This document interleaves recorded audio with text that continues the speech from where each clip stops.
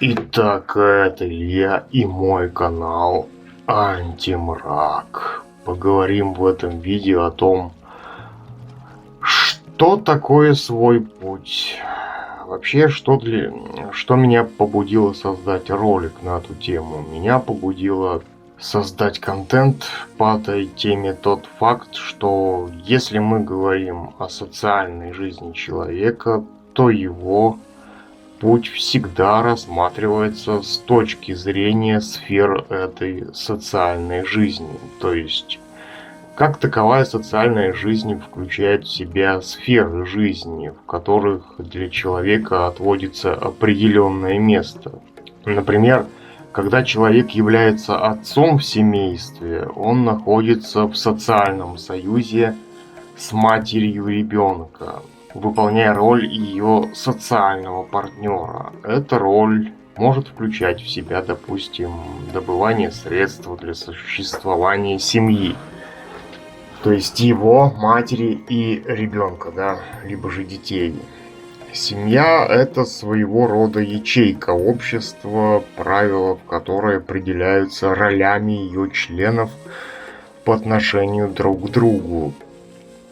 Хотя я озвучил довольно примитивное описание семьи, так как главное даже не эти роли, а принятие человеком правил социальной жизни, которой он подчиняется, вступив в так называемый брак. То есть в природе не существует никаких браков, в природе есть только особи разного пола, поведение которых по отношению друг к другу обусловлено половым инстинктом. Социальный союз – это безоговорочное принятие правил социальной системы. Социальный союз, то есть брак, это безоговорочное принятие правил социальной системы. И роли, которыми наделяются люди, это следствие принятия правил социальной системы, а не романтические смыслы, которыми люди кичатся, пытаясь повысить свою значимость в глазах окружающих и в глазах своего партнера. Но я не говорю о том, что это плохо или хорошо, так как человек в данном случае поступает исходя из уровня своего развития и, как следствие, имеет результат, соответствующий ему. То есть люди, вступающие в так называемый брак, руководствуются правилами социальной системы, но не своим видением отношений. Они думают, что, вступая в так называемый брак, они обретают некое принципиально иное качество отношений, чем если бы они просто жили бы друг с другом, не вступая ни в какие браки. Но человек рефлекторно стремится реализовать свою претензию на то, что с его высокомерной точки зрения якобы является следствием его видения отношений.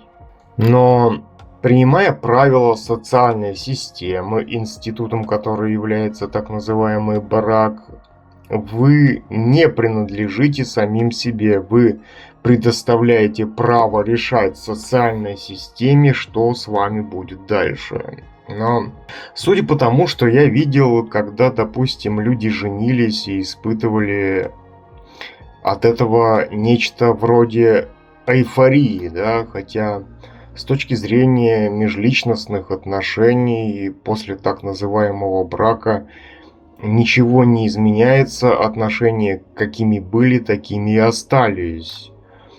Так почему я вообще заговорил о браке, если это видео о своем пути? Я заговорил о браке потому, что он не является своим путем человека, так как брак – это институт общественной системы. Человек не может идти своим путем, если он играет по правилам кого-то другого, как в данном случае по правилам общественной системы, которая ему предлагает оформить некий социальный союз, то есть брак. Хотя я понимаю, что человек, находящийся в системе, в любом случае не может быть свободным от нее, если под системой понимать общество. То есть каждый человек, живущий в обществе, так или иначе является его частью, хочет он того или нет. И живя в этом обществе, он по умолчанию принимает его правила. Но в случае с так называемым браком человек вступает в него добровольно, будто бы предполагая естественность такого акта. На самом деле я не против брака, так как я исследую в этом ролике человеческое поведение и то, как общественная система конструирует в голове человека смыслы, которые он считает своими. Ведь вопрос лишь в том, насколько социум определяет для человека сами понятия, которыми он оперирует, формируя свои смыслы, или думает, что эти смыслы действительно его. Так что же такое свой путь?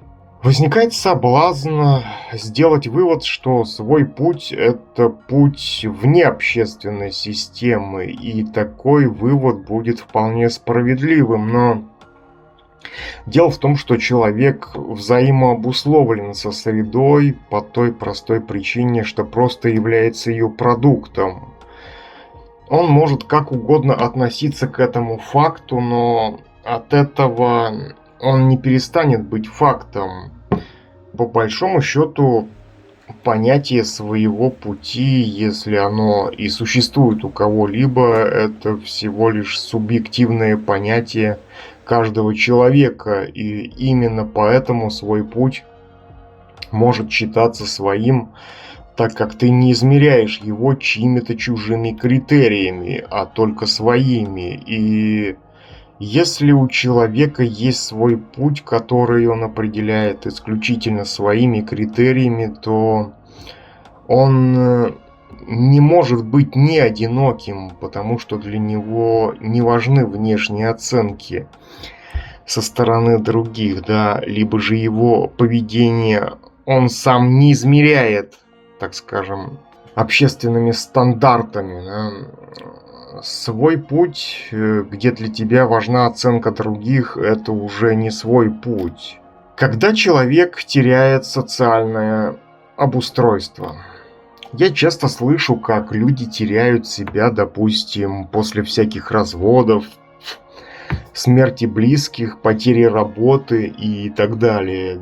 Дело в том, что зачастую человек вступает в ту или иную социальную связь не от широты своих взглядов, так скажем, да, и нет способности своей разбираться в чем-либо, да, а наоборот, от своей ограниченности. Допустим, можно привести пример с так называемой второй половинкой.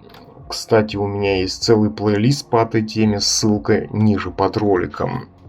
Так вот, люди ищут себе некую вторую половинку не от того, что они сами полноценны, а от того, что они не ощущают себя целостными наедине с собой. Наличие такой половинки дает им некое чувство социальной обустроенности, но дело в том, что любая социальная связь означает переплетение интересов как минимум двух человек. Я понимаю, допустим, когда межполовые отношения определяются удовлетворением половых потребностей, но когда на них накладываются какие-то романтические смыслы, рано или поздно человек, вкладывающий такие смыслы в эти отношения, разочаруется, потому что потребности, которые он удовлетворяет в данных отношениях, не конкретны. И, скорее всего, в данном случае дело может быть даже не в неопределенных потребностях, а в том, что человеку нужны такие отношения по причине его неспособности стать опорой для самого себя. Так как вообще связано понятие свой путь с одиночеством и с тем, что человек является или не является опорой для самого себя? На самом деле свой путь – это то, что вытекает из понимания человеком того, что все внешнее является лишь временным дополнением и когда оно становится тем, с чем человек отождествляет свое повседневное существование, чей человек уходит от самого себя. Свой путь – это следствие становления человека опорой для самого себя, поэтому свой путь не является некой целью, к реализации которой человеку нужно стремиться. Так вот, все социальное, что окружает человека, требует от него постоянной включенности в этот процесс, что может вызывать у человека чувство привязанности к нему. Тем самым, если человек ищет возможности ухода от самого себя, он использует такую привязанность к социальной жизни так, как будто бы это и есть его сама жизнь. И именно по этой причине люди, когда теряют такие связи, теряют чувство смысла жизни, когда, например, у них умирают родственники, либо когда они теряют своих друзей, работу, которой они испытывали чувство привязанности. Как найти свой путь? Вообще такая задача абсолютно ложная, поскольку если ты ищешь свой путь, то ты обращаешься к внешнему источнику за тем, чтобы найти свой путь. Но искать свой путь, обращаясь при этом за ответом о том, в чем он может заключаться, к кому-то, да, или к чему-то внешнему, это абсолютный абсурд, потому как только сам человек может знать свой собственный путь. Другие люди не могут знать, в чем заключается твой путь и есть ли он у тебя в принципе. Но зачастую люди считают, что есть некие авторитеты, которые знают лучше, чем они сами, что им нужно делать, чтобы встать на свой путь. Твой путь с позиции различных сфер общества. Допустим, с точки зрения государства ты должен платить налоги и соответствовать общественным стандартам. Ну и в конце концов, чтобы ты наплодил таких же рабов, как и ты. С точки зрения фармацевтической индустрии ты должен постоянно болеть, но ровно настолько, чтобы быть способным покупать у них лекарства. С точки зрения так называемых психологов, у тебя должен быть постоянный умственный зуд по поводу того, что ты недостаточно адаптирован к обществу, и то, что с тобой происходит, предопределено какой-то детской травмой. И чтобы ты верил в то, что помочь тебе разгадать эти таинственные проблемы может только какой-то психолог, начитавшийся какого-то Фрейда, который штамповал свои теории, нанюхавшись колумбийского порошка. Это вот пример того, каким должен быть твой путь с позиции различных индустрий. Да? В чем сложность своего пути? Сложность своего пути в том, что ты лишаешься внешних мотиваторов. Допустим, при создании текстов для этого канала у меня очень мало мотивации, в том смысле, что я получаю малый отклик от аудитории, как я думаю. Да? Это происходит просто потому, что мой контент не рассчитан на массовую аудиторию, которая идет сугубо за потреблением некоего готового продукта. То есть, если ты, допустим, исходишь сугубо из своего личностного видения жизни, не связанного со становлением тебя частью чего-либо общепринятого. Допустим, общаясь со своими родственниками, меня охватывает некое чувство отчаяния по поводу их интеллектуальной зомбированности, неспособности отделить культ от реальности. Мне нечего обсуждать с моими родственниками, равно как мне нечего обсуждать с большинством моих сограждан. Да?